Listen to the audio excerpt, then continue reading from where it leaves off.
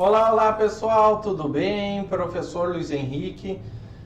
Cara, mais uma decisão do STJ, né? Decisão muito importante. Nessa decisão nós vamos verificar o seguinte: se o ex-marido que mora com a filha no imóvel comum, ou seja, o imóvel é do marido e da ex-mulher, né? Do homem e da ex-mulher, se ele é obrigado a pagar aluguel. Ou seja, eu me separo da minha esposa e fico morando no nosso apartamento com meu filho. Eu tenho que pagar aluguel para minha esposa? A questão toda é que eu estou morando com meu filho. E isso que define se o ex-marido tem ou não que pagar o aluguel. Ex-marido ou ex-mulher, né? Independente do sexo, a decisão, o argumento é o mesmo, né? O cônjuge que mora no imóvel do casal, né? Do casal, só que não é mais casal, né? Se separaram. Com o filho ou filha, tem que pagar aluguel? Isso que nós vamos analisar. Mas antes, né? Se inscreva no canal, like no vídeo, ativa o sininho, né?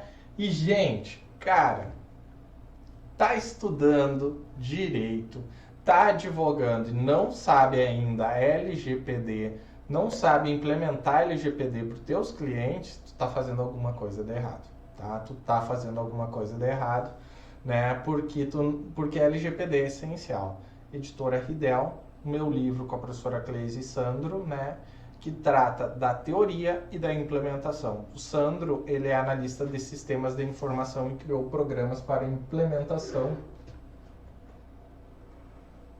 da LGPD nas empresas, tá? Então, pessoal, tem que saber sobre LGPD. Mas vamos lá para a decisão, então. Ex-marido que mora com a filha no imóvel comum não é obrigado a pagar aluguéis à ex-mulher. Essa é uma decisão da 4ª turma do STJ que rejeitou o recurso da ex-esposa que buscava o arbitramento de aluguéis contra o ex-marido, que mora com a filha comum na casa comprada por ambos e submetida à partilha. Então, durante o divórcio, ele ficou morando na casa com a filha. Ela, ó, já que ele está morando numa casa que é nossa, mesmo que com a nossa filha, eu quero aluguel. Né? E daí isso que era a discussão do processo. Ao manter o acórdão do Tribunal de Justiça, então a decisão da 2ª instância foi a mesma da decisão da 3ª instância. O colegiado entendeu que o fato do imóvel servir de moradia para a filha, além de impedir a tese do uso exclusivo do patrimônio comum por um dos ex-cônjuges, não é só o marido que está usando. Se fosse só ele, teria que pagar. O que justificaria os aluguéis tem o potencial de converter a indenização pelo uso exclusivo da parcela in natura sob forma de habitação, né? Considero que o exame do pedido de arbitramento de verba compensatória pelo uso de imóvel comum obrigatoriamente sopesar a situação de maior vulnerabilidade que acomete o genitor encarregado de cuidar dos filhos. Gente, tem um desgaste maior psicológico, financeiro, quem fica com o filho, isso deve ser levado. Desgaste, eu digo, não que seja ruim tu estar com teu filho, mas sim, tem todo um cuidado com criança tem dias que não tá bem, sabe? Tem dias que irrita, né? Eu que tenho um filho sei bem como é isso, né? Encarregado, acomete o genitor encarregado cujas despesas lhe são em maior parte atribuídas. E geralmente quem fica com o filho, por mais que receba uma pensão, tem um gasto muito maior, porque dificilmente, salvo esses atores famosos, né, a pensão cobre todos os gastos que uma criança tem. Na ação que deu origem ao recurso, a autora alegou que foi casada com o réu sob regime de comunhão. Na sentença foi decretada a partilha do imóvel na proporção de 40 para ela e 60 para ele. Segundo a mulher, após o divórcio, o ex-cônjuge continuou morando. Por isso, ela defendeu que, enquanto não fosse vendida a casa, ele deveria pagar o valor equivalente a 40% de aluguel. Pelo menos o pedido não é de tanto absurdo, salvo pelo fato da filha dela estar morando no imóvel, né?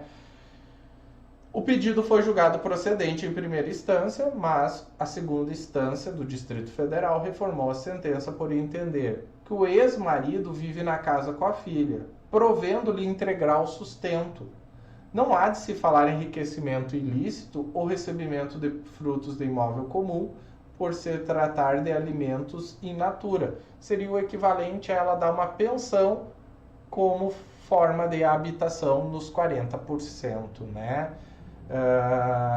Custeio de despesas. E aqui está o argumento. Ele tem muitas despesas e este aluguel se equivale a um acréscimo da pensão em habitação.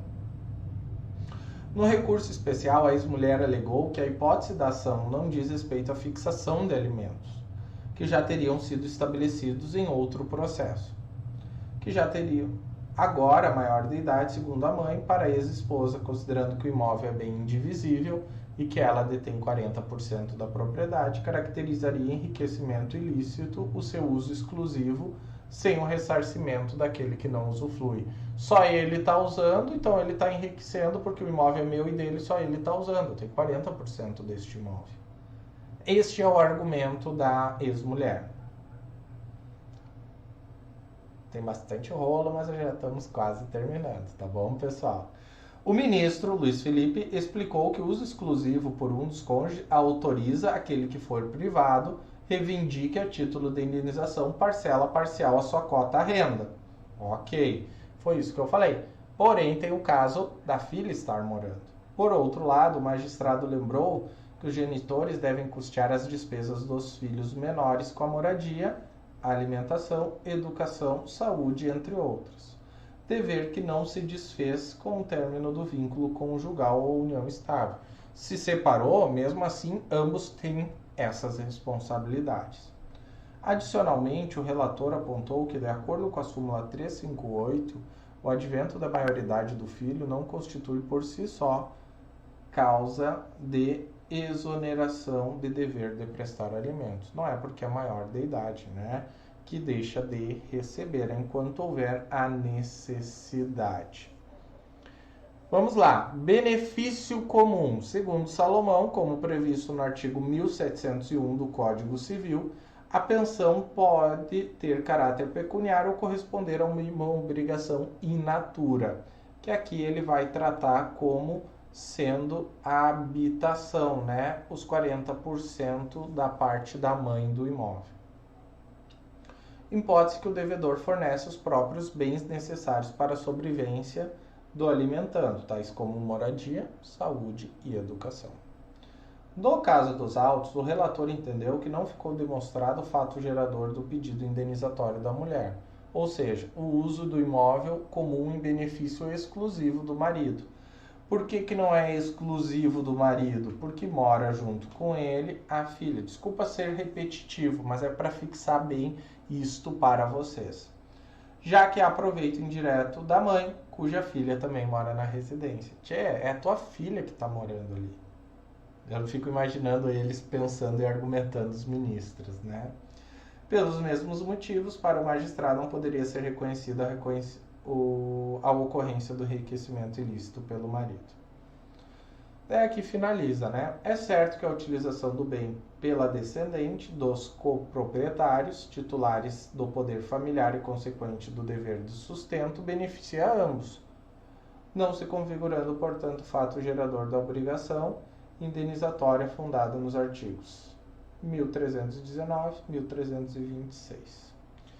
Aqui o RESP para que vocês tenham acesso e a data que foi noticiada no site do STJ a notícia. Tá bom, meus queridos? Decisão importante, direito de família, tá bom? Forte abraço, tudo de bom para vocês.